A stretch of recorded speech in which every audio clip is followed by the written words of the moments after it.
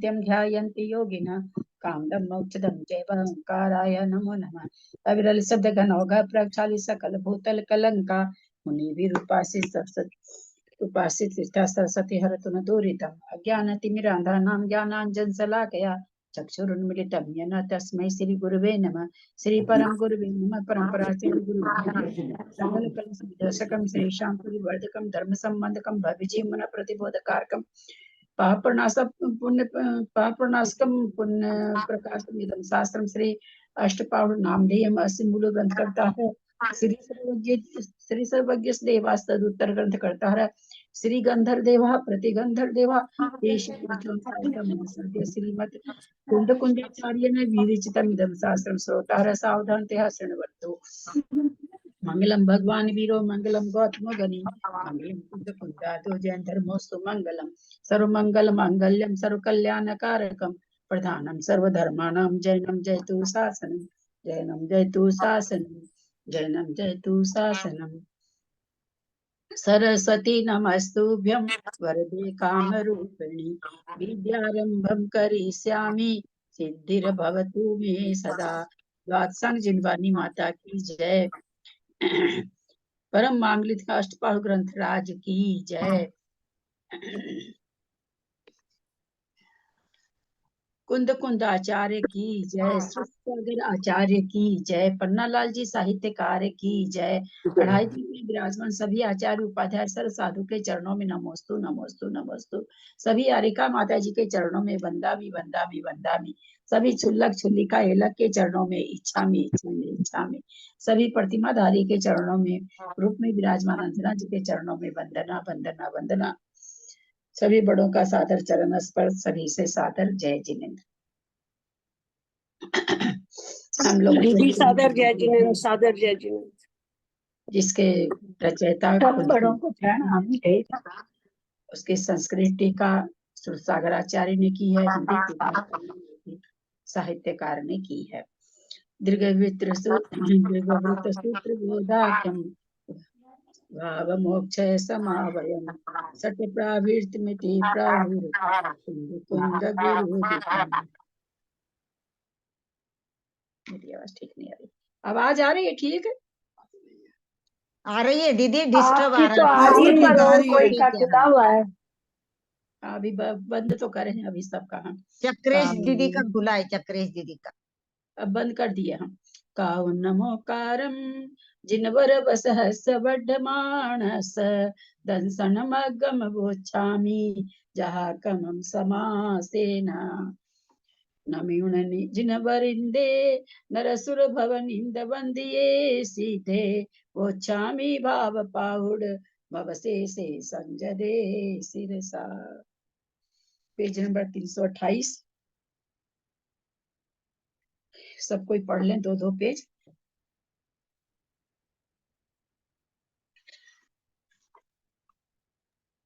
कौशाम्बी नगरी में मंदोदरी नाम की एक कल्पपाली कलारद रहती थी। उसने प्रभा के 328 में है 27 पे पारना के दिन मुनराज जी यही पढ़ रहे हैं। ठीक है यही है। से पढ़ो ना। पारना के दिन मुनिराज जी मथुरा गए। अच्छा चलो। पारना के दिन मुनिराज भी मथुरा गए। परंतु दीदी कौन से पेज से पढ़ रहे हो? कौन से पेज से पढ़ रहे हो? एक मिनट सुनिए। अगर पहले की स्टोरी भूल गए हैं तो 2 ही पेज है। पिछले पेज से पढ़ लीजिए। 326 से पढ़ लीजिए। 326 से। हाँ शुरू से पढ़ दीजिए प्लीज। गंगा और गंधवती नदियों के संगम स्थान पर जठर कौशिक नाम की तापसियों की बस्ती थी। उसका नायक वशिष्ठ नाम का साधु था जो पंचाग्नि व्रत का आचरण करता हुआ रहता था। एक बार वहां गुणभद्र और वीरभद्र नामक चारण रिद्धिधारी मुनिराज पहुंचे। उन्होंने वशिष्ठ से कहा कि तुम्हारा यह तप अज्ञान के द्वारा किया हुआ है। यह सुनकर दुर्बुद्धि वशिष्ठ ने क्रुद्ध हो उनके आगे खड़ा होकर पूछा कि मेरी अज्ञानता किस कारण है। उनमें भगवान कि जिस समय बुद्धि में धातु की ओर रहती है सही में सही बात सही नहीं लगती है। ये खुद पर भी भाई कई कई बार आजमा के देखा जा चुका है कि वही बात है ना, जब थोड़ा परिणाम अच्छे रहते हैं तो वही बात लगता है, अरे नहीं वो तो बात तो ठीक थी, वो ये तो एकदम पक्की बात है।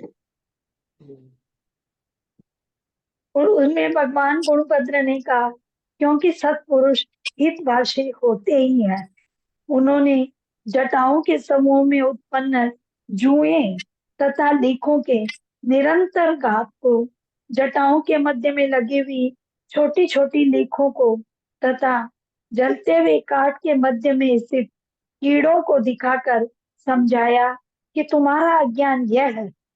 काल लब्धि पाकर उस वशिष्ठ साधु ने बुद्धिमान हो निर्ग्रंथ तप अर्थात दिगंबरी दीक्षा धारण कर ली और उपवास के साथ आतापन योग ग्रहण किया। उसके महान तप के महात्म्य से 7 व्यंतर देवताओं ने आगे खड़े होकर कहा, मुनिराज आज्ञा दीजिए। मुनि ने कहा, इस समय मेरा कोई प्रयोजन नहीं है, इसलिए तुम सब जाओ। जन्मांतर में मेरा शेष कार्य पूरा करना। एक मिनट, जो विद्यानुवाद पढ़ करके देवियां प्रकट होती वो और हैं, है ना, ये तप के प्रभाव से व्यंतर देवाएं ये और है ना, एक दोनों को एक जैसा नहीं लगाना है। वो तो जो विद्या अनुवाद पूर्व का जिसको ज्ञान हो जाता है उसको, जैसे अपने वो धरसेनाचार्य जी पुष्पदंत भूतबली को बुलाए थे तो उन्होंने आराधना की थी, तो 2 देवी प्रकट हुई थी, वो देवी अलग है ना, वो देवी यहाँ पे वो विद्या प्रकट, विद्या रूप की प्रकट, और ये है सो यहाँ पर व्यंतर देव है। इस प्रकार तप करते हुए वशिष्ठ मुनि क्रम क्रम से मथुरापुरी में आए। वहां 1 मास के उपवास का नियम लेकर वे आतापन योग में स्थिर हो गए। राजा उग्रसेन ने उनके दर्शन किए तथा भक्तिवश नगर में घोषणा करा दी कि ये मुनि मेरे घर ही भिक्षा ग्रहण करें, अन्यत्र नहीं। पारना के दिन मुनिराज भी मथुरा गए, परंतु वहां उठती हुई अग्नि को देख लौटकर वन में वापिस आ गए और 1 महीने के उपवास का नियम लेकर ध्यानारूढ़ हो गए। मासोपवास समाप्त होने पर वे पुनः पारना के निमित्त नगर में गए, परंतु याग अस्थि का क्षोभ देखकर वन में लौट आए। पुनः 1 मास के उपवास कर पारना के लिए नगर गए, परंतु उस दिन जरासंध का पत्र देखकर राजा व्यग्र चित्त था, इसलिए मुनि फिर लौट आए। अब अत्यंत दुर्बल शरीर के धारक वशिष्ठ मुनि जब लौट रहे थे, तब उन्हें देख किसी मनुष्य ने कहा कि यह राजा मुनि को मारे डालता है, स्वयं भिक्षा देता नहीं और दूसरों को रोकता है, न जाने इसका क्या अभिप्राय है।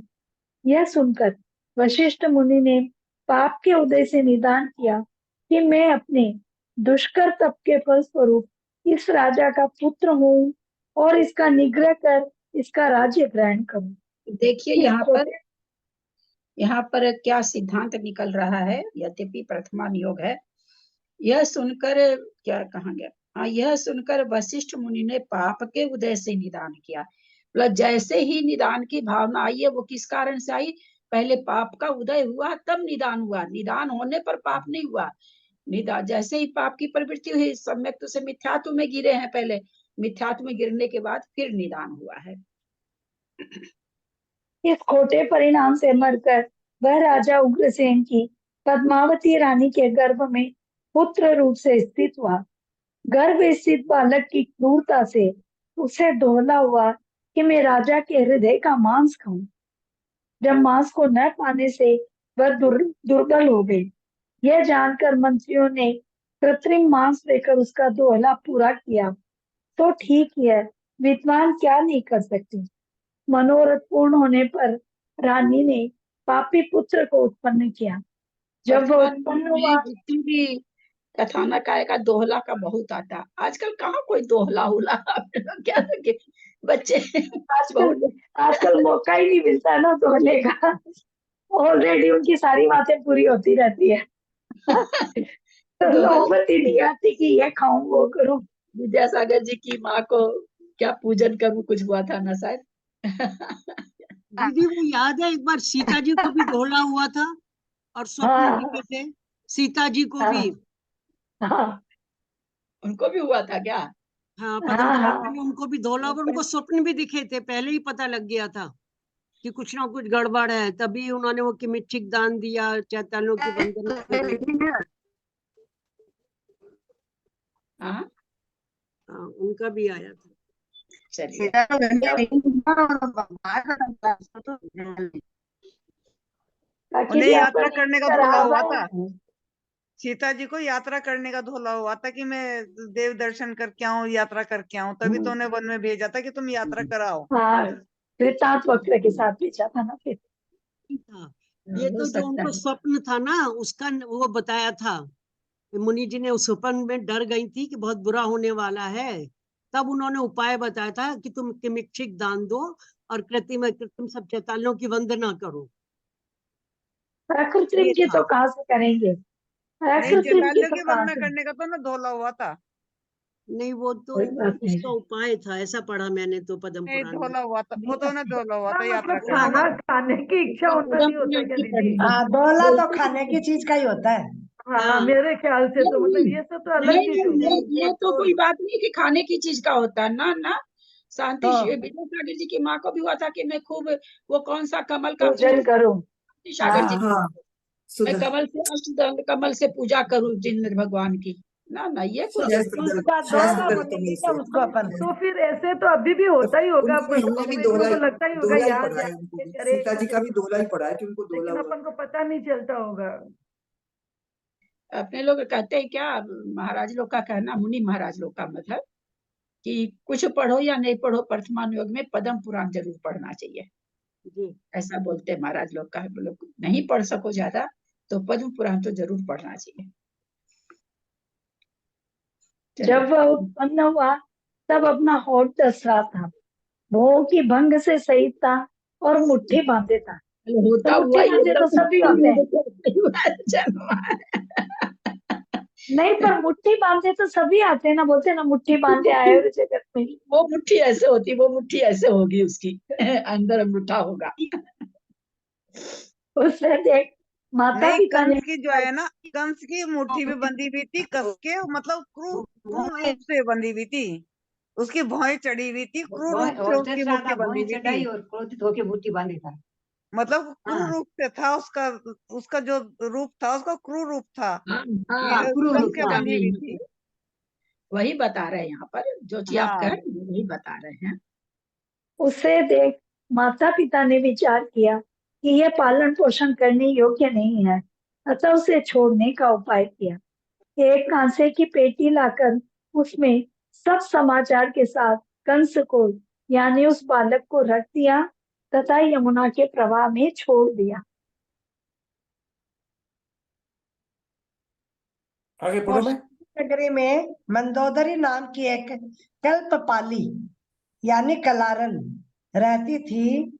उसने प्रवाह के बीच कांसे की पेटी में रखे हुए उस बालक को देखा और पुत्र रूप से उसका पालन किया। आचार्य कहते हैं कि तपस्वियों के हीन कोटि के पुण्य भी क्या नहीं करते हैं, अर्थात उनसे भी विशिष्ट लाभ की प्राप्ति होती है। तपस्वी तो था ही ना, और सम्यक दृष्टि भी था, सम्यक दर्शन से च्युत हुआ है तो पुण्य तो था ही उसके सत्ता में। क्या कहते हैं पालन सम्यक दृष्टि कितने थोड़ी ही था पर, दिनों में पुत्र जैसे सम्यक बालक दृष्टि से छूटा भी बताया ना ललिता दीदी सम्यक ने। दृष्टि थोड़ी था, सम्यक दृष्टि थोड़ी था, साधु था इसका मतलब सम्यक दृष्टि थोड़ी था। हाँ आया ना, सम्यक दृष्टि था बिल्कुल। हाँ यार नहीं नहीं ऐसे नहीं हुआ, सम्यक दृष्टि था। वशिष्ठ मुनि जो था वो सम्यक था दृष्टि था। एक मास उपवासी था। नहीं मास उससे उपवासी उपवास होने से सम्यक दृष्टि नहीं थोड़ी होता निकलता है, लेकिन यहाँ पर वो कह रहे हैं ना कि नहीं है। पहले पाप में गिरा फिर निदान बंद किया, ऐसा आया था ना एक लाइन अभी। नहीं वो तो है पर सम्यक दर्शन का नहीं आया कि वही वही सम्यक से च्युत। सम्यक दर्शन का अच्छा निकलेगा। तपस्वी ठीक। था ना, तपस्वी। कितने ही दिनों में वह बालक उल्हान आदि को सहन करने वाली अवस्था को प्राप्त हो गया। खेलता हुआ वह बिना कारण ही समस्त बालकों को चांटा, घूसा तथा दंड आदि से मार देता था तथा हिंसा का पाप बांधता था। उसके दुराचार के उल्लंघनों को जब मंदोदरी नहीं सह सकी तब उसने उस पुत्र को छोड़ दिया। अब वह कंस शौर्यपुर जाकर वसुदेव का सेवक बन करके उनकी सेवा करने लगा। अभी भी कई लोग बताते हैं, किसी किसी के बच्चे एकदम अपार्टमेंट में रहते हैं, प्राय लोग एकदम दादागिरी, छोटे छोटे बच्चे दादागिरी करने लग जाते हैं एकदम। उसको देख के लोग कहने लगते हैं, अरे वो आ रहा, हट जाओ सब कोई। अभी ऐसे कोई कोई बच्चे हाँ। होते हैं। इसी बीच में 3 खंड पृथ्वी के अधिपति राजा जरासंध का एक कार्य बाकी रह गया था। उसकी पूर्ति के लिए उसने समस्त राजाओं के समूह के पास इस आशय के पत्र भिजवाए कि सुरम्य देश में पोदनपुर के स्वामी सिंह रथ को युद्ध में बांधकर जो लावेगा उसके लिए मैं आधा देश तथा कालिंद सेना से उत्पन्न अपनी जीव दशा नाम की पुत्री दूंगा। उस पत्र को लेकर वसुदेव ने बचवाया और अपने घोड़ों को सिंह के मूत्र से संस्कारित कर उन्हें रथ में जोता तथा उस रथ पर आरूढ़ हो संग्राम में सिंह रथ को जीता तथा अपने सेवक कंस से बंधवाकर उसे जरासंध को सौंप दिया। अच्छा, वो इनका ही कंस सेवक बन गया था। जरासंध संतुष्ट होकर अपनी पुत्री और आधा देश देने लगा, परंतु वसुदेव ने उस कन्या को खोटे लक्षणों वाली देखकर कह दिया कि हे देव, मैंने सिंह रथ को नहीं बांधा है, यह कार्य कंस ने किया है, इसलिए आपके पास भेजने वाले इस कंस के लिए ही कन्या दी जाए। यह सुनकर जरासंध ने कंस का कुल जानने के लिए मंदोदरी के पास दूत भेजा। उसे देख मंदोदरी, क्या मेरे पुत्र ने वहां भी अपराध किया है? इस भय से उस मंजूषा को साथ लेकर वहां गई। जरासंध के आगे मंजूषा रखकर मंदोदरी ने कह दिया कि यह इसकी माता है। कांस की मंजूषा में रखा हुआ बालक यमुना के जल में बहता आया था। मैंने प्राप्त करके इसे पाला पोषा और बढ़ाया तथा कांस्य की मंजूषा में मिलने के कारण मैंने इसका कंस नाम रखा। इसे स्वभाव से ही अपनी शूरता का घमंड है। यह बाल्यक अवस्था में भी निर्गल स्वच्छंद था। पीछे लोगों के सैकड़ों उलाहने आने लगे, तब मैंने इसे छोड़ दिया। यह सुनकर मंजूषा से पत्र लेकर जोर से बचवाया तथा उसे राजा उग्रसेन और पद्मावती का पुत्र जानकर उसके लिए पुत्री और आधा राज्य दे दिया। उसमें कंस ने लिखने भी की क्या जरूरत थी किसका पुत्र है? लिखने से तो फिर बाप के पास आ ही जाएगा ना। दीदी मंजूषा माने क्या हुआ?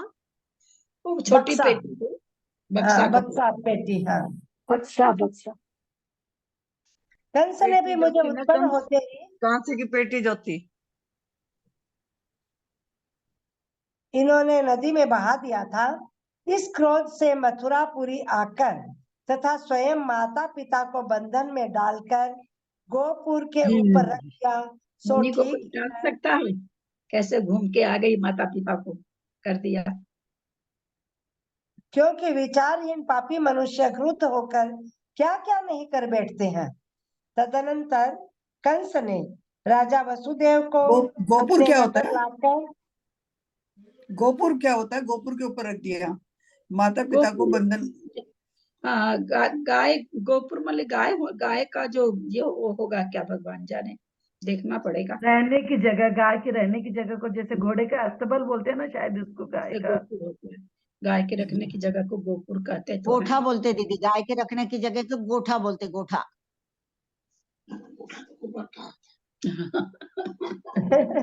हमारे इधर बोलते, महाराष्ट्र में गोठा ही बोलते हैं। मतलब ऐसे ही अपन जैसे बक्सा खाली करके ऊपर रख देते हैं ना, उसी हिसाब से दिया, कोई मतलब खास बात नहीं। रखकर महाविभूति से युक्त कर दिया। इस प्रकार कंस का समय सुख से बीत रहा था कि एक दिन अति मुक्तक नाम का मुनिराज भिक्षा के लिए राजभवन में प्रविष्ट हुए। उन्हें देख हर्षित होती हुई त्रिवेद्यशा ने हास्य भाव से कहा कि मुनि, देवकी नामक तुम्हारी छोटी बहन अपना यह ऋतुकालीन वस्त्र तुम्हें दिखलाती है और अपनी चेष्टा को प्रकट करती है। यह सुन मुनि ने क्रोध करके तथा वचन गुप्ती को तोड़कर कहा कि मूर्खे, ऋतुकालीन माने मतलब मेंसेस का हाँ, क्यों हर्षित होती है? देवकी का जो पुत्र होगा वह तेरे भर्ता को अवश्य मारेगा। यह सुन जीवत्याशा ने उस वस्त्र के 2 टुकड़े कर दिए। मुनि ने फिर कहा कि मूर्खे, न केवल तुम्हारे पति को ही मारेगा किंतु तुम्हारे पिता को भी मारेगा। इतना कहने पर उसने कुपित होकर उस वस्त्र को पैरों से रोध दिया। यह देख मुनि ने फिर कहा कि मूर्खे, तेरी इस चेष्टा से सिद्ध होता है कि यह सागरांत पृथ्वी का स्त्री की तरह पालन करेगा, कि यह सागरांत पृथ्वी का स्त्री की तरह पालन करेगा। सागरांत क्या मतलब हुआ इसका? सागरांत मैंने बहुत सागर तक, सागरांत सागरों तक। बहुत समय दूर तक। दूर तक, दूर दूर तक। हाँ, हाँ। और पृथ्वी की तरह तो स्त्री की, पृथ्वी में मसल दिया इसलिए पृथ्वी की तरह। सागरांत पृथ्वी का, बहुत बड़ी पृथ्वी भाव का, बहुत बड़े भूखंड का स्त्री की तरह पालन करेगा। ये है ना 24 भगवान की स्तुति है, उसमें उसमें उसमें अजीतनाथ में है क्या, कि कैसे वो अपने राज्य को बोले स्त्री की तरह उसका पालन करते थे। शायद अजीतनाथ में किसमें हमको याद नहीं आता है, पर है किसी भगवान के उसमें। तो वही स्त्री का पालन कैसे करते हैं, बोले उसी तरह से बहुत बड़े भूखंड का ये पालन करेगा।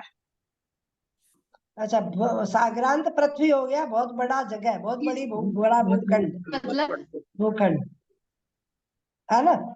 हाँ, सागरांत मतलब तो ये हो गया ना, सागर के जैसे कभी अंत नहीं होने वाली भूमि का मतलब जन्म मरण ही करेगा क्या? सागरांत सागर की अंत तक भूमि का, पृथ्वी का मतलब बहुत बड़ी भूमि का है ना। हाँ। बहुत बड़ी भूमि का स्त्री की तरह पालन करेगा। स्त्री मतलब स्त्री मतलब स्त्री क्या, कैसे समझी नहीं?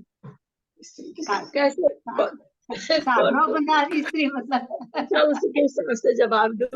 जैसे हस्बैंड अपनी वाइफ का ध्यान रखता है वैसे जैसे खूब भाई अच्छे साहब से पालन करते हैं वैसे। दिव्यदेशा ने यह सुन एकांत में जाकर पति से सब समाचार कहा। ललिता जी भाई लिए दे दो जवाब, आपके हाँ? भाई लिए, आपके भाई लिए दे दो कैसे भी जवाब इनको। दे दिया ना। उसकी आवाज लगी तो पहले देखे कि है तो सही ना, कहीं मेरे को कंफ्यूज तो नहीं है, इसीलिए तो मैं बोली कि बोलने वाला कौन है, देखूं उसी हिसाब से जवाब दूं। मुन्नी हास्य भाव से यदि कुछ कह दे तो वह सफल सत्य होता है, यह सोचकर कंस डर गया। उसने राजा वसुदेव के पास जाकर स्नेह के साथ यह याचना की कि पूर्व दत्त वरदान से देवकी हमारे घर के भीतर ही प्रसूति करे। कंस के उपरोध में आकर वसुदेव ने तथास्तु ऐसा ही हो कह दिया। सो ठीक ही है, क्योंकि अवश्य होनहार कार्यों में मुनि भी भूल कर जाते हैं। और कोई पढ़ लीजिए। हाँ, मैं पढ़ रही हूँ। तदंतर उन्हीं मुनि ने एक दिन भिक्षा के लिए देवकी के घर में प्रवेश किया। वसुदेव और देवकी ने उन्हें पड़गहन करके आहार कराया। पश्चात हम दोनों क्या दीक्षा धारण कर सकेंगे, इस तरह छल से पुत्रोत्पत्ति के विषय में पूछा। मुनि उनका अभिप्राय जानकर बोले, तुम दोनों के 7 पुत्र होंगे। उनमें 6 पुत्र दूसरे के स्थान में वृद्धि को प्राप्त कर मोक्ष जामेंगे, परंतु 7वां पुत्र अपने छत्र को छाया द्वारा पृथ्वी को संतुष्ट करके चक्रवर्ती नारायण होता हुआ उसका पालन करेगा। तदंतर देवकी ने 3 युगल पुत्र प्राप्त किए, अर्थात क्रम से 3 बार युगल पुत्र उत्पन्न किए। ज्ञानी इंद्र ने उन सबको चरम शरीर जानकर नैगमर्ष नामक देव से कहा, इनकी तुम रक्षा करो। उस देव ने भद्रेलपुर में अलका नाम की वणिक पुत्री के आगे उन पुत्रों को रखकर तथा उसके उस समय हुए मृत युगल पुत्रों को लाकर देवकी के आगे रख दिया। कंस उन युगल पुत्रों को मरा देखकर ये मेरा क्या करेंगे, इस तरह मुनि का वचन झूठा हो गया, यह कहने लगा। फिर भी कुछ आशंका से युक्त हो उन्हें शिला पर पछाड़ता गया।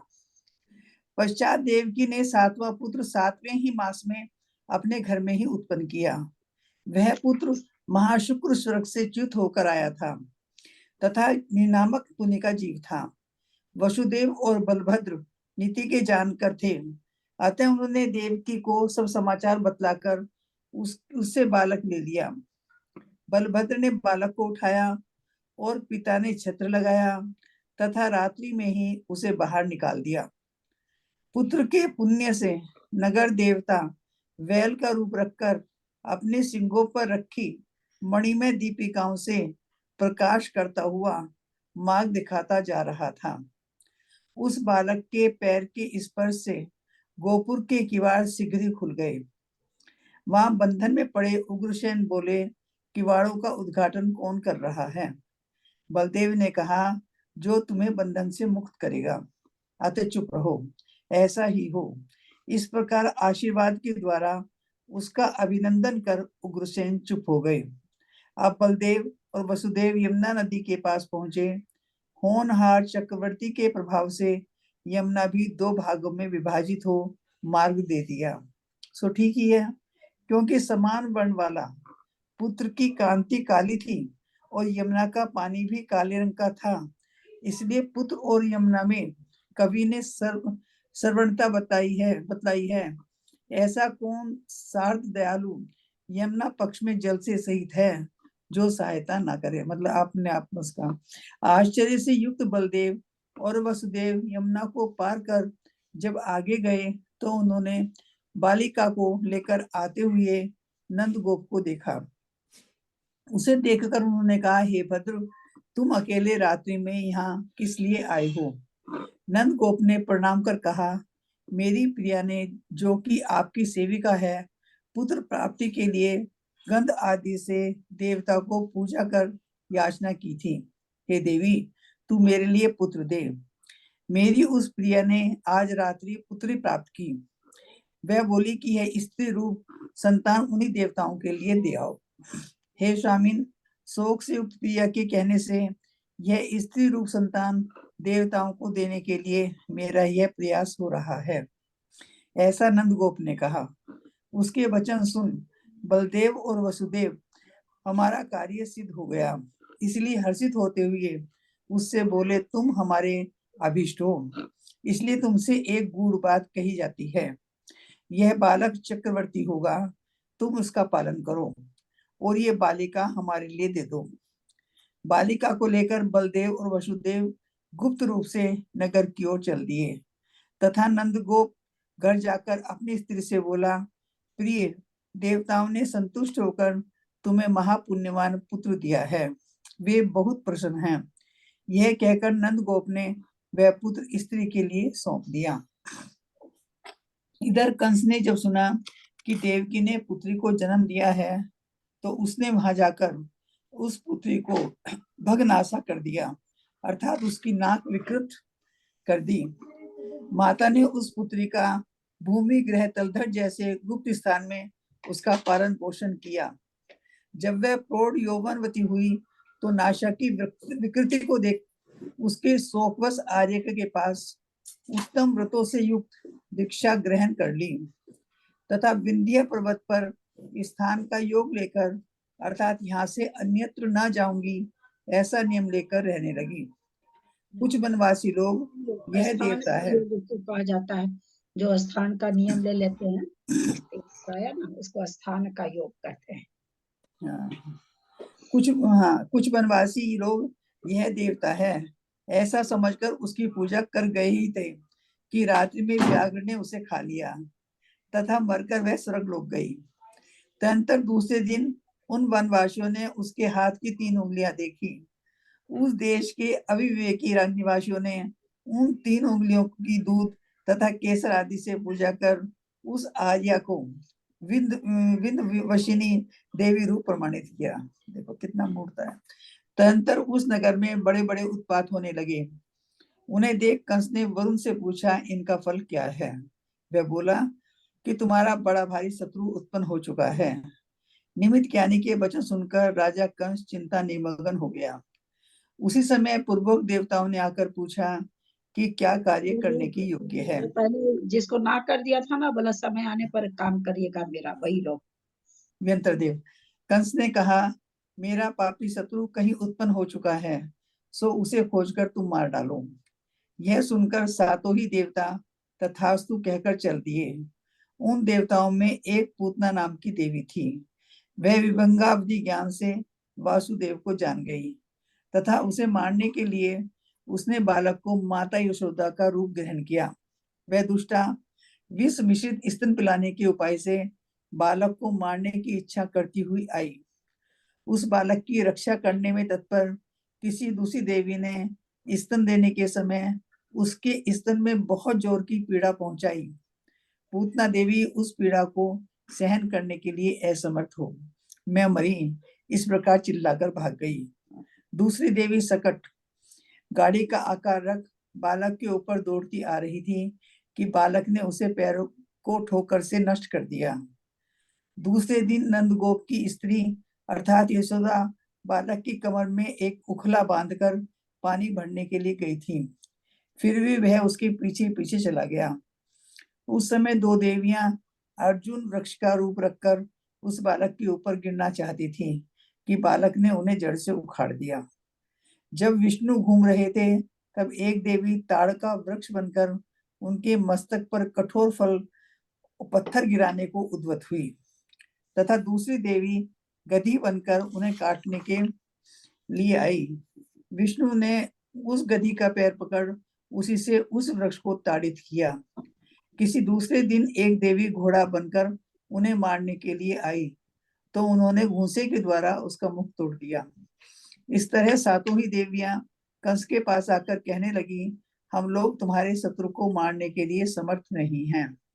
इस प्रकार कहकर वे बिजली की तरह विलीन हो गई।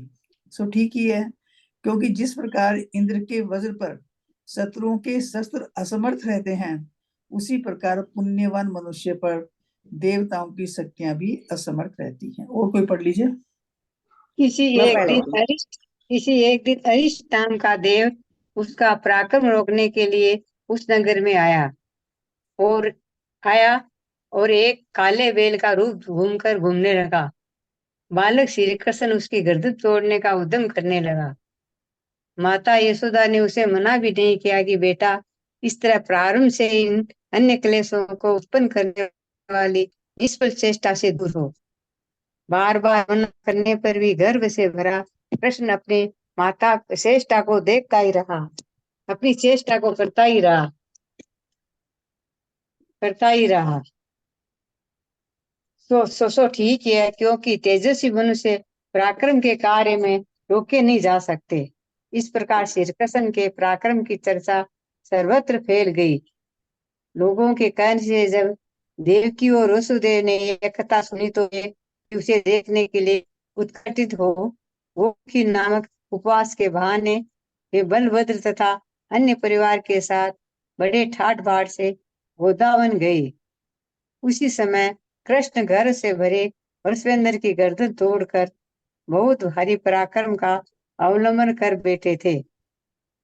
उन्हें उस प्रकार का देख देवकी तथा वसुदेव ने चंदन और माला आदि से सम्मानित कर विभूषित किया। तदनंतर प्रतीक्षणा करती हुई देवकी के स्वर्ण कलश के सदृश स्त्रों से दूध झरने लगा, मानो वह कृष्ण का अभिषेक ही कर रही हो। यह देख बुद्धिमान बलदेव ने मंत्र के भेद भय से उपवास के कारण थक कर माता मूर्छित हुआ जाती है, यह कहते हुए घड़े पर के दूध से उसका अभिषेक कर दिया, अर्थात उस पर घड़ा भरकर दूध उड़ेल दिया। तदनंतर गोकुल के वृक्ष आदि का भी यथा योग्य पूजन कर माता पिता ने गोपाल कुमारों के साथ कृष्ण को भोजन कराया और स्वयं भी भोजन कर हर्षित होते हुए नगर में प्रवेश किया। इसी समय जोर की वर्षा हुई। उस समय श्री कृष्ण ने गोवर्धन नामक पर्वत को उठाकर गायों को छाया दी। इस घटना से शत्रु के मुख कमल को संकुचित करने वाली चांदनी के समान उनकी कीर्ति समस्त जगत में फैल गई। उस नगर की स्थापना के हेतु वो जिनालय के समीप पूर्णता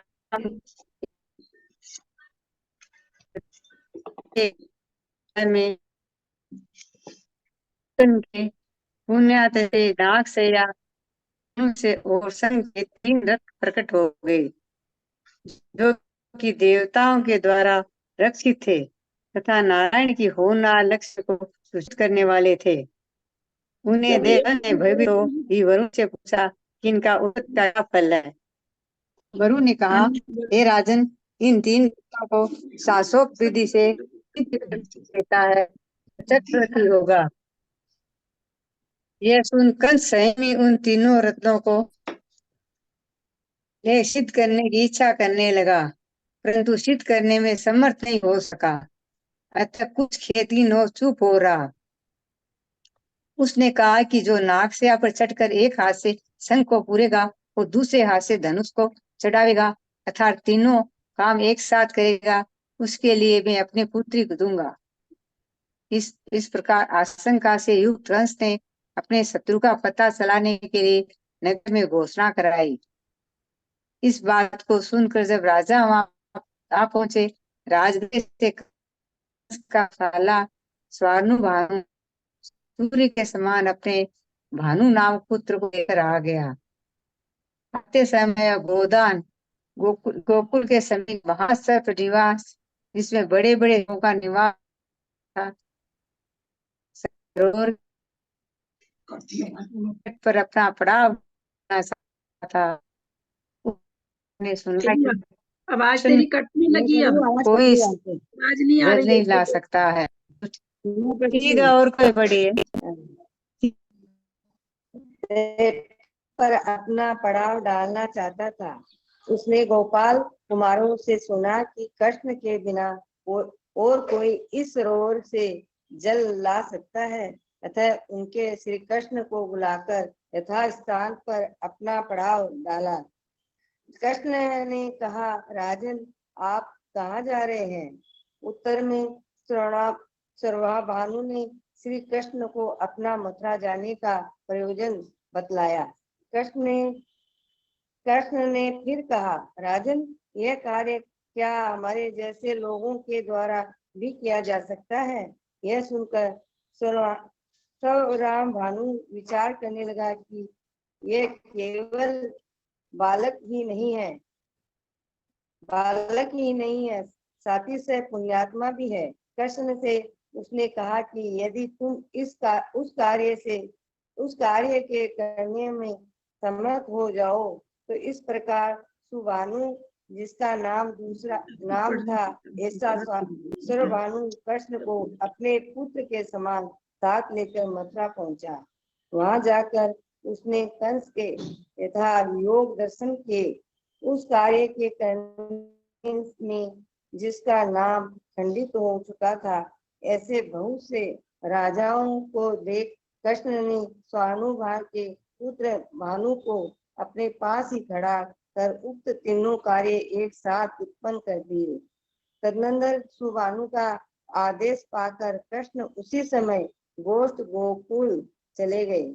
उधर कितने ही पुरुषों ने कंस से कहा कि यह कार्य भानु ने किया है, और उसके पिता के ही रक्षकों ने कहा कि भानु ने वह काम नहीं किया है, किंतु किसी अन्य मल्ल कुमार ने किया है। यह सुनकर कंस ने कहा कि उस दूसरे कुमार को खोज कर लाया जाए, उसके लिए वह कन्या दी जाती है। वह किसका लड़का था, उसका क्या कुल है और कहाँ रहता है, इसका पता लगाया जाए। तब नंद गोप को अच्छी तरह से मालूम हो गया कि वह कार्य मेरे इस पुत्र ने ही किया है, तो भय से वह अपने गोमंडल को लेकर भाग गया। गोकुल में एक पत्थर का बड़ा भारी खंभा लगा था, उसे उखाड़ने के लिए लोग पहुंचे, परंतु समझ न सके, परंतु कृष्ण ने उसे अकेले ही उखाड़ दिया। कृष्ण ने इस साहस से सब लोग विस्मय करते हुए हर्षित हो उठे। उन्होंने ज्येष्ठ वस्त्र आभूषण लेकर कृष्ण का सम्मान किया। नंद गोप ने विचार किया कि मुझे इस पुत्र के प्रभाव से किसी से भय नहीं है। वह सोचकर वह अपने गोमंडल को पूर्ण स्थान पर ही ले आया। यद्यपि खोज करने वाले ने राजा से कहा कि यह कार्य नंद गोप के पुत्र ने किया है, तथापि उसका पूर्ण निश्चय नहीं हो सका। अतः राजा ने शत्रु को जानने की इच्छा से नंद गोप की आज्ञा भेजी कि तुम नागेंद्र के द्वारा रक्षित सहस्त्र दल कमल भेजो। यह आज्ञा सुनकर नंद गोप शोक से आकुल हो गया। वह कहने लगा कि राजा तो प्रजा के रक्षक होते हैं, परंतु खेद है कि वे आज आज मारने वाले हो गए। वही उदासीनता के साथ नंद ने कृष्ण से कहा, पुत्र तुम जाओ, राजा की आज्ञा ऐसी है, भयंकर सर्पों से रक्षित कमल तुम्हारे द्वारा ही राजा के लिए दिए जाना चाहिए। कृष्ण ने कहा, मेरे लिए क्या कोई भी पदार्थ दुष्कर है? इस प्रकार कहकर अपूर्व तेज से युक्त कृष्ण नाग सरोवर की ओर चल पड़ा और शीघ्र ही निशंक होकर उसमें जा घुसा। यह जानकर जो क्रोध से कांप रहा था, अपनी सांस के साथ निकाली हुई देदीप्यमान ज्वालाओं के कणों से को सब ओर बिखेर रहा था। फणा उस पर स्थिर रत्न की कांति से सुशोभित फणा के प्रकट विस्तार से ही अत्यंत भयानक था। उसकी दो जिह्वाएं लपलपा रही थी। खुले हुए नेत्रों से जो अत्यंत भयंकर दिख रहा था तथा यमराज के समान जिसका आकार था, ऐसे नागेंद्र कृष्ण को निगलने के लिए उद्यत हुआ। परंतु कृष्ण, यह मेरा वस्त्र है, उसके पछाड़ने के लिए वह खासी अच्छी शिला है। ऐसा कह अपना गीला पीताम्बर खोलकर फणा पर उसे बड़ी निष्ठुरता से पछाड़ने लगे। अजय जी आप उसके उस अजय जी पीताम्बर को पढ़ने दीजिए। अब उसका शुरू में बोले थे बेचारा कि मैं पढ़ता हूँ। आगे से आगे सब कोई ठीक है। गंगवाल जी को पढ़ने दीजिए।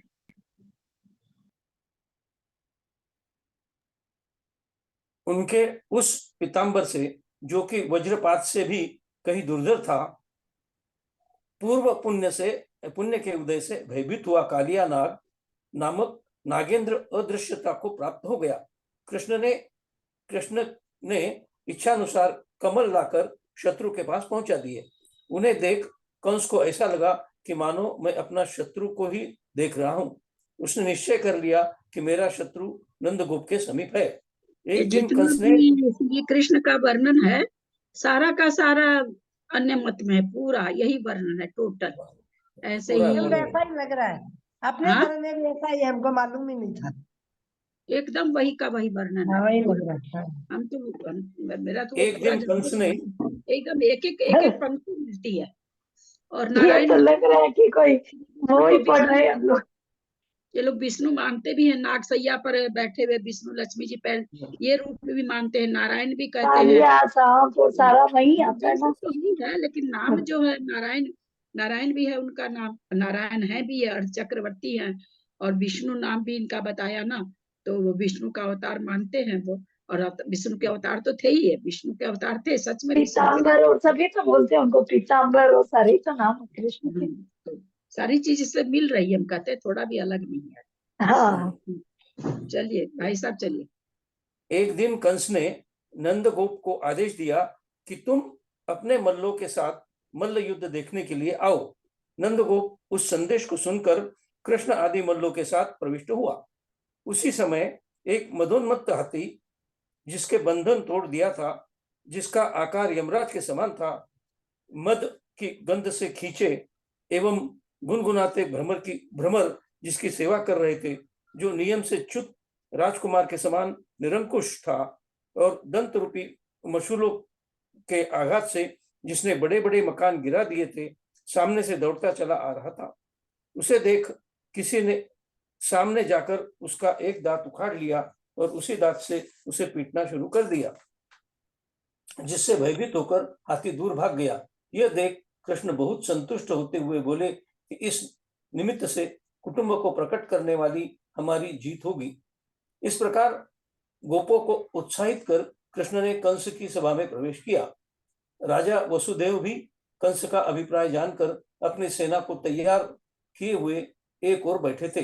बलभद्र भी कृष्ण के साथ रंगभूमि के में प्रविष्ट हुए कि तरह भुजदंड के आस्पादन का शब्द कर सब ओर घूमने लगे और धीरे से आज तुम्हारा कंस को मारने का समय है, यह कहकर बाहर निकल गए। उस समय कंस की आज्ञा से कृष्ण के आज्ञाकारी गोप कुमार रंगभूमि के समीप हो बैठे थे।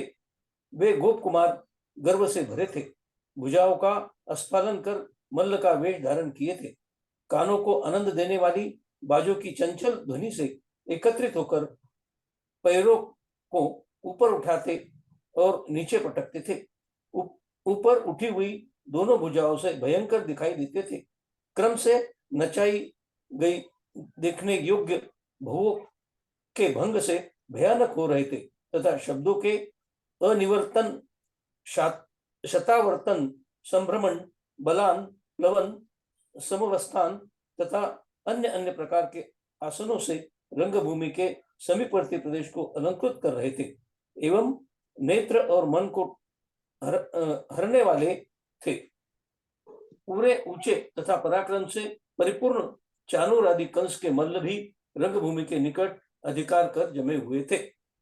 इधर जिनके मन का प्रसार बहुत भारी था, जो वीर थे, बड़े बड़े मल्लों में अग्रसर थे, जो प्रतिद्वंदी मल्ल से युद्ध में विजय को पहले ही प्राप्त हुए के समान दैदीप्यमान तेज से युक्त हो रहे थे तथा ऐसे जान पड़ते थे मानो आकाश से उतरकर सूर्य ही मल्लपने को प्राप्त हुआ हो।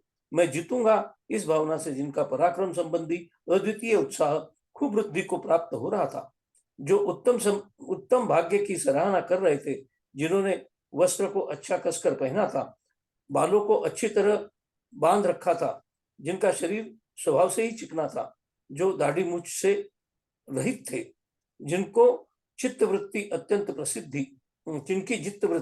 प्रसिद्ध थी, अद्वितीय गोप मल्लों के साथ बाहुयुद्ध का निरंतर अभ्यास करने के कारण जिन्हें पूर्ण विजय प्राप्त होने वाली थी, सभी लोग जिनके उत्साह की सराहना करते थे, जिनके पैर बड़ी मजबूती के साथ रखे जाते थे, जिनकी हड्डियों का बंधन वज्र के समान सुदृढ़ था, जो अपने बहुरूपी अंग अर्गला के द्वारा, अर्गला क्या होता है?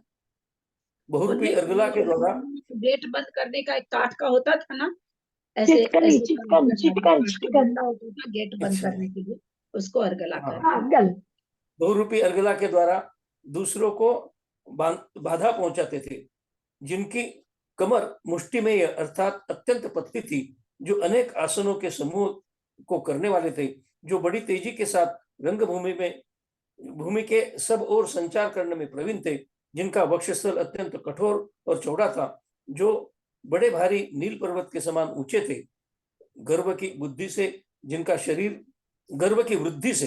जिनका शरीर तिगुना सा जान पड़ता था, दैदीप्यमान सबल नेत्रों से सहित होने के कारण जिनके सामने देखना भी कठिन था, और जो वज्रपात के समान अत्यंत उग्र थे, ऐसे नंदपुत्र श्री कृष्ण रंगभूमि के मध्य में खड़े हुए। उस समय वे यमराज को भी बहुत भारी असहनीय भय उत्पन्न कर रहे थे। ऐसा जान पड़ता था मानो समस्त उत्कृष्ट शूरवीरता ही मूर्तिधारी होकर इकट्ठी आ मिली हो, अथवा समस्त वेग ही मनुष्य के आकार को प्राप्त हुआ हो। वे सिंह के आकार थे और सिंह के समान गर्जना कर रंगभूमि से आकाश में ऐसे उछले मानो घर के आंगन में ही जा पहुंचे हो। पुनः आकाश अब और कोई पढ़ लीजिए, आप पढ़ना चाहते हैं तो, नहीं तो फिर जेठी भाई साहब कंटिन्यू करेंगे। मैं पढ़ रही हूँ। वो उनके घर के अंगुल में ही जा पहुंचे हों, पुनः आकाश के वृक्ष के समान पृथ्वी पर आ पड़े। उस समय उन्होंने पृथ्वी पर पैर इतने जोर से पटके कि उनके आघात से पर्वतों के संधि बंधन भी विचलित हो गए। वे बार बार उछलते थे, रंग भूमि में चारों ओर चक्कर लगाते थे, बढ़ते हुए सिंदूर में रंगे दोनों भुजदंडों को क्रोध पूर्वक घुमाते थे तथा उनकी कमर को दोनों ओर पीतांबर लटक रहा था उनके कमर में। वे देखते देखते बाहु युद्ध में कुशल तथा पर्वत के शिखर से के समान ऊंचे प्रतिद्वंदी चामुर मल को मारकर सिंह के समान सुशोभित होने लगे। चाणर को मरा देख रुधिर के निकलने से भयंकर नेत्रों को धारण करने वाला कंस स्वयं मल बनकर आया। कृष्ण ने जन्मांतर के द्वेष से उस अग्रसेन के पुत्र कंस का पैर अपने हाथ में पकड़ उसे छोटे अंडे के समान आकाश में घुमा दिया और यमराज के भेंट भेजने के लिए ही मानो उन्होंने उसे पृथ्वी पर पछाड़ दिया। उस समय कृष्ण के मस्तक पर आकाश के पुष्प वर्षे और देव दुदुम्बियों ने शब्द किए। वसुदेव की सेना रूपी समुद्र में क्षोभ के कारण कोलाहल का शब्द उठा। वीर शिरोमणि बलदेव भी विरुद्ध राजाओं पर आक्रमण कर मैदान में खड़े हो गए। बलदेव ने अपने छोटे भाई को स्वीकार कर गर्जना की, अर्थात सबके सामने परिचय देते हुए प्रकट किया कि कृष्ण हमारा छोटा भाई है। 3 खंड की लक्ष्मी ने श्री कृष्ण की ओर कटाक्षपात किया। इस प्रकार भाव प्रावृत्त में द्रव्यलिंगी वशिष्ठ मुनि की कथा समाप्त हुई। अब गाथार्थ है। यही का बताना पड़ा है, तो का सारा श्री कृष्ण की खाली बढ़ाई हुई है, नारायण की। चलिए गाथा लेते हैं। सोनथी तम पयसो 84 लख जोनिवासमी भाव बिरवो विसवनो जतन ढुलियो जीव। सोनथी तम पयसो 84 लख जोनिवासमी भाव बिरवो विसवनो जतन ढुलियो जीव। स नास्ति त्वं प्रदेशः 84 लक्ष योनिवासे भावविरतोऽपि श्रमणो यत्र न भ्रांत जीव। चले विजया जी, अब गाथा का उच्चारण कर लीजिए। आप वो तो पढ़े नहीं है, अर्थ तो है क्या विजया जी?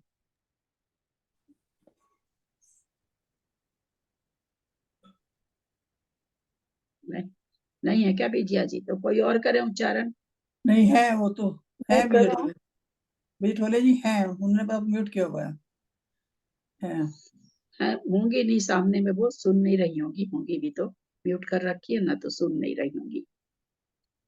तो अतीतम पैसो 84 लख जोनिवासमी भाव विरोबी सवणो जत्थन ढुलियो जीव।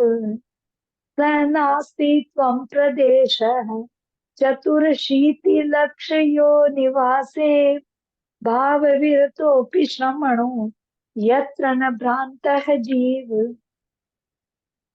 सो नथी तम पैसो, वह नहीं है तम माने वैसा, पैसो माने प्रदेश, 84 लाख जोनि वासमी 84 लाख योनियों में निवास में ऐसा कोई भी प्रदेश नहीं है। भाव विरवो विसन्नो सवनो, भाव रहित होकर के, भाव से विरत होकर के भी श्रमणो माने श्रवण, जत्न ढुलियो जीवा, जहाँ उसने भ्रमण नहीं किया हो अथवा नहीं घुमा हो। 84 लाख योनियों के निवास में वह मतलब वह प्रदेश, एक भी प्रदेश ऐसा नहीं जहाँ वो नहीं घूमा हो। साधु के ना भाव वीर हो तो उसी के लिए भाव से रहित है साधु इसलिए। की बात कर रही है ना, इसमें गाथा में साधु नहीं है, मैं पढ़ूं दीदी गाथा? श्रवण है। हाँ पढ़िए। हे जीव, 84 लाख योनियों के निवास में यह वह प्रदेश नहीं है जहाँ तू भाव रहित साधु होकर न घुमा हो। विशेषार्थ, हे चैतन्य स्वरूप आत्मन, यह संसार 84 लाख योनियों का निवास स्थान है। इतने बड़े संसार में ऐसा एक भी प्रदेश नहीं है जहाँ तू भाव रहित, जिन सम्यक्त से रहित दिगंबर साधु होकर भी नहीं घुमा हो। भाव रहित दिगंबर मुद्रा संसार से पार करने वाली नहीं है। 84 लाख योनियों का वर्णन करते हुए नेमिचंद आचार्य ने गोमटसार ग्रंथ में कहा है, निच्छिद्र।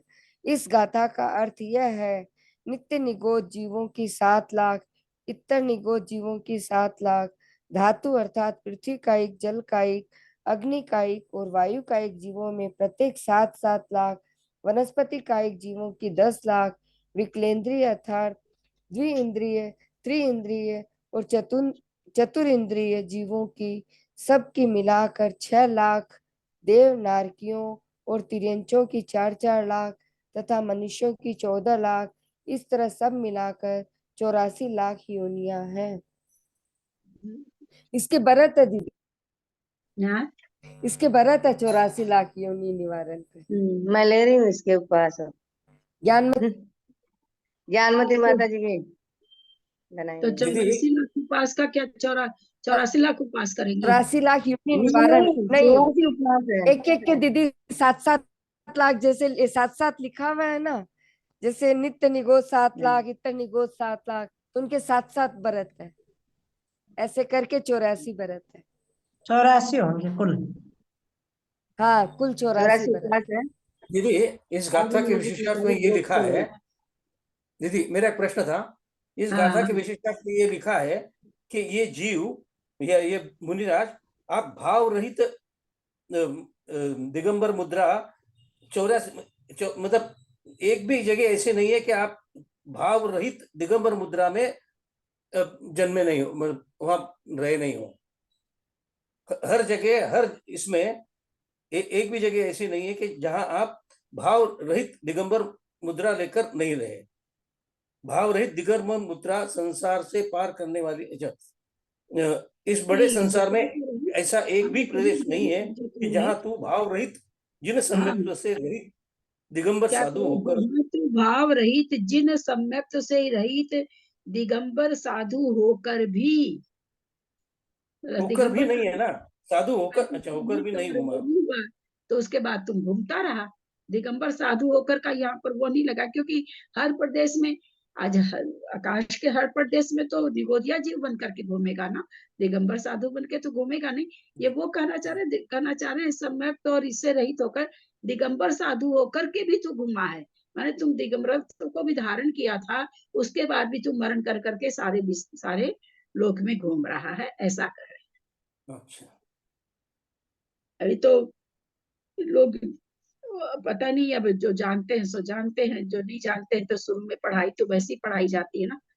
अभी क्या कहा जा रहा है कि अरे एक बार सम्यक तो कर लो, फिर तुमको स्त्री पर्याय भी नहीं मिलेगी। उसके आगे नहीं बताते हैं कि सम्यक तो साथ मरण करोगे तब स्त्री पर्याय नहीं मिलेगी, ये नहीं बोलते हैं।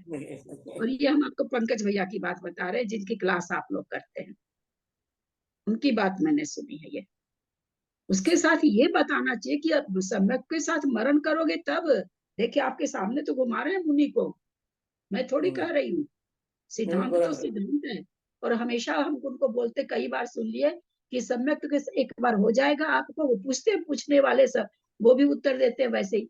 आज वो क्या अनंतानुबंधी की 20 योजना की तो कर्म कांड जी में मूल गाथा है, आप मूल गाथा को कैसे जुटला सकते हो? चलो विशेषार्थ को हम झुठला देंगे, गाथा आई है बकायदा से, कर्मकांड जी में गाथा आई है कि वहां पर ये प्रश्न भी खड़ा किया कि वहां क्या कर लेता है अनंतानुबंधी की 20 योजना करके, बोले कुछ कर हो नहीं सकता, वहां पर छाई समय दर्शन तो प्राप्त कर नहीं सकता है। ये तो कहीं नहीं लिखा है कि अनंतानुबंधी की 20 योजना या तो उपसम श्रेणी चढ़ेगा तब होगी, द्वितीय उपसम चढ़ेगा तब होगी, या छाई, कहीं भी नहीं आया। 66 सागर तक रह रहा है अनंत अनुबंध की 20 योजना करके चौथे गुण स्थान में। ये सिद्धांत कहता है, हम लोग सत्संग के अनुयोग द्वार पढ़ चुके हैं, हम ऐसे वैसे नहीं बोलते हैं, बिल्कुल भी हम अनर्गल बात नहीं बोलते। तो कह क्या दिया गया, सम्यक दर्शन एक बार प्राप्त कर लो, इसके पर्याय को नहीं प्राप्त। तो जहाँ साधु तो घूम रहे हैं सम्यक से च्युत होकर, वो सम्यक से च्युत हुए ना, वो आगे पीछे का कथा पढ़े तो पूरा पूरा व्याख्यान नहीं समझाने से कितना गलतफहमी होता है। अब लोग वही लेके बैठ जाते हैं, बस क्या करें, वो लोग भी जैसा सुनेंगे उतना ही तो लेके बैठ जाएंगे। आज अनंतानुबंधी की 20 योजना पर यहाँ तो सम्यक से रहित ही लिखा ना, जिन सम्यक से नहीं, यहाँ तो वो रहित। हाँ, मैं समझ गई आपकी बात। हाँ, वहां तो रहित है ही है, हो भी गया सम्यक से तो रहित हो गया, तो घूम रहा चारों बगल। आया ही है ना कि सम्यक्त होने के बाद में निगोद में जब तक नहीं जाएगा उसका वो अर्धपुद्गल परावर्तन काल ही नहीं पूरा होगा, इतना बड़ा नहीं होगा। और कहाँ भेजना चाहते हैं बोलिए, उससे खराब जगह और कहाँ भेजना चाहते। ये दुर्गत है सम्यक्त होने के बाद में। उपसम श्रेणी कौन चढ़ रहा है? उपसम श्रेणी बिना सम्यक्त के चढ़ रहा है क्या? नहीं ना। हाँ, उसको निगोद में भेजा हुआ है ना, तो फिर ये कैसे आप कह देंगे कि एक बार सम्यक तो आप प्राप्त कर लो, बस आपका तो कल्याण हो गया। ठीक है, बहुत कुछ हो गया, इसमें दो मत नहीं है, लेकिन फिर आप स्त्री नहीं बनोगे, बोलते इस तरह से भैया पंकज, आप स्त्री नहीं बनोगे, नपुंसक नहीं बनोगे, ऐसे करके बोलते हैं वो। और हमारी ये सारे जो इतना ज्ञान लेके बैठे हुए प्रेम से सुनते हैं, और मेरा सारा पढ़ाया हुआ गुड़ गोबर करके वो चीज सीख करके आ जाएंगे।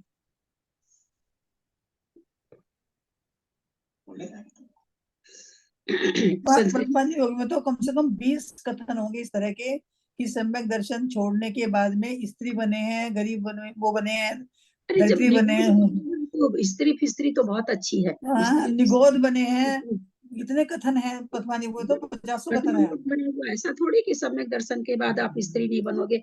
ये कहना चाहिए कि सम्यक दर्शन के मरण अगर साथ मरण करते हो तो आप स्त्री नहीं बनोगे, ये सेंटेंस है। उसके साथ मरण करते हो तो आप नहीं जाकर के, आज छह ढाला में जो कहा हुआ बहुत प्रथम भूमि है सम्यक, तो हाँ क्या सम्यक दर्शन के साथ मरोगे तब व्यंतर देव नहीं बनोगे, स्त्री नहीं बनोगे, नपुंसक नहीं बनोगे, ऐसे थोड़ी कहा हुआ।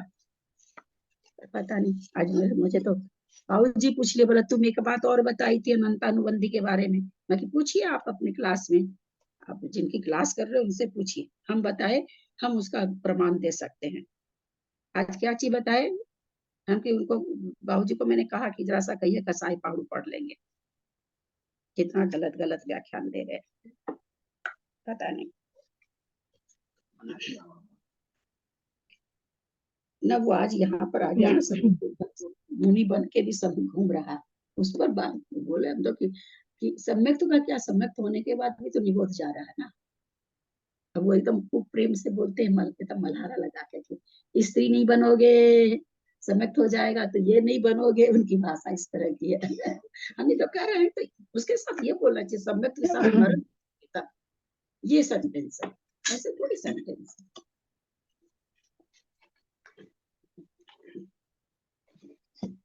जिनवानी स्तुति करें। पहले जब मैंने मतलब पढ़ा था ये कि सम्यक दर्शन होने के बाद में स्त्री नहीं बनते, वो ये नहीं बनते, तो पहले मैं भी यही समझी थी, मरण का तो पता ही नहीं था, मतलब बहुत पहले की 20 साल पहले की बात बता रही मैं आपको, तो उस समय में समझती। हाँ, प्रथम भूमि में लोग यही जानते हैं, लेकिन आप जीव कांड पढ़ा रहे हो। अच्छा, उसके बाद में हम जब भी वर्तमान योग पढ़े, हम कोई शास्त्र लगाए, कहोगे कि सम्यक दर्शन के साथ हो गया तो आप ये बहुत आप पढ़ा क्या रहे हो, जीव कांड पढ़ा रहे हो आप है ना, कोई छोटा ग्रंथ नहीं पढ़ा रहे हो, बहुत बड़े ग्रंथ ले रखे हैं आप। तो हमने जो है ना सब बार बार पढ़ते रहे हम, तो जैसे किसी ने प्रश्न कर दिया कि वो सुकौशल स्वामी पर या किसी पर भी श्रेणी में अगर ये हो रहा है, क्या क्या होता है, तो इसमें उनका भी पाप का उदय है। बोले ना उनका उदय नहीं है, करने वाले का पाप का बंध है। अरे वो तो सभी जानते पाप का नहीं, उसका करने वाले का बंध तो है, पर बिना किसी का कर्म किए बिना आज तक फल मिला है किसी को? नहीं, 3 साल में नहीं मिला है। और तो मैं आपको भाई बता रही हूँ, कम से कम मैंने ये वाला क्वेश्चन ना, उपसर्ग हुए बिना उसके किए हुए कर्म का हुआ है। नहीं मिल सकता, किसी को भी नहीं, बिना किए कर्म का फल तो किसी को भी नहीं। बोल गए, एक स्त्री ने पूछा कि भैया जी वो हो रहा है श्रेणी में अगर ऊपर हो रहा किसी पर उपसर्ग, तो आप तो कह रहे हो क्या शुभ कर्म घटते जा रहे, घट तो रही है ना स्थिति अनुभव कांडघात, ये कांडघात के द्वारा, तो फिर वो हो रहा है तो वहाँ क्या हो रहा है? बोलो उनका पाप उदय नहीं है, करने वाले का पाप बंद है। उन पर ही क्यों उपसर्ग हो रहा है? नहीं समझ पा रहे हैं कि इतने बड़े जीव कांड को पढ़ाते समय क्या क्या सिद्धांत पूरे कर रहे हैं भगवान जाने। तो मतलब है कि मेरे स्टूडेंट की भ्रांति बढ़ जाएगी। चलिए जिनवादी स्तुति करिए। मेरा तो जिस समय अनंतानुमति का मन किया कि हैंडरेज करे, थोड़ा सा इनको करें कि भाई जिस चीज को आप नकार रहे हो वो गाथा है, मूल गाथा है नेमि चंदाचार्य की, कोई विशेषार्थ नहीं आदि मति माता जी का। उनके हटा छोड़ो, अपने को क्या लेना, जाने पढ़ाने वाले पढ़ने वाले हमको क्या लेना देना। जिनवानी स्तुति करें।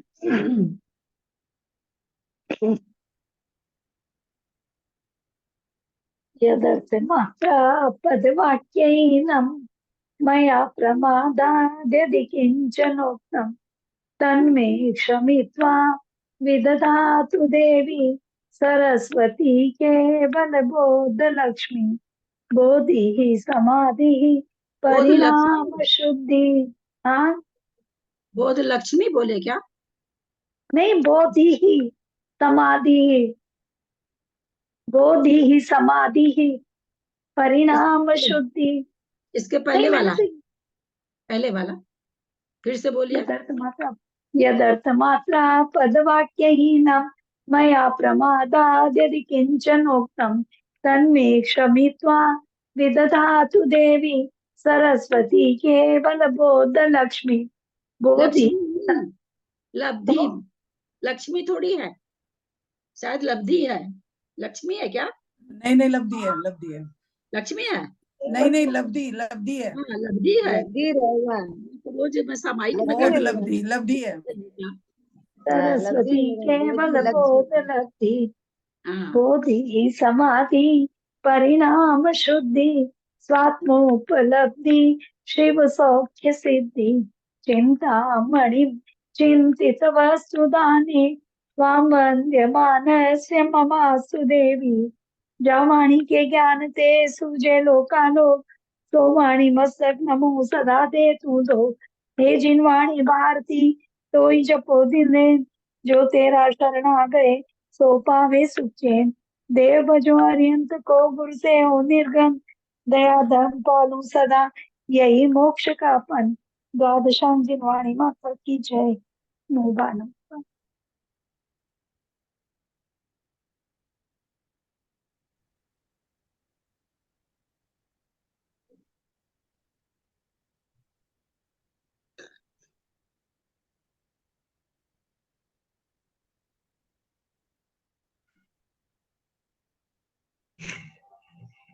अंजना जी को वंदना, बाकी को प्रणाम, बाकी सभी को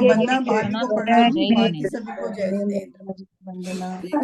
बाकी जी को वंदना, ललिता जी को सादर प्रणाम, सब बड़ों को प्रणाम, जय जिनेंद्र। मीना जी को वंदना, बड़ों का सादर चरण स्पर्श, सभी से सादर जय जिनेंद्र। अंजना जी को वंदना, बड़ों को सादर चरण, सभी को जय जिनेंद्र।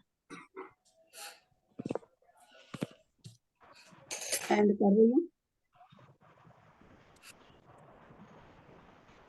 आपके बहनोई ठीक है जेठी भाई साहब? जेठी भाई साहब आपके बहनोई ठीक हैं?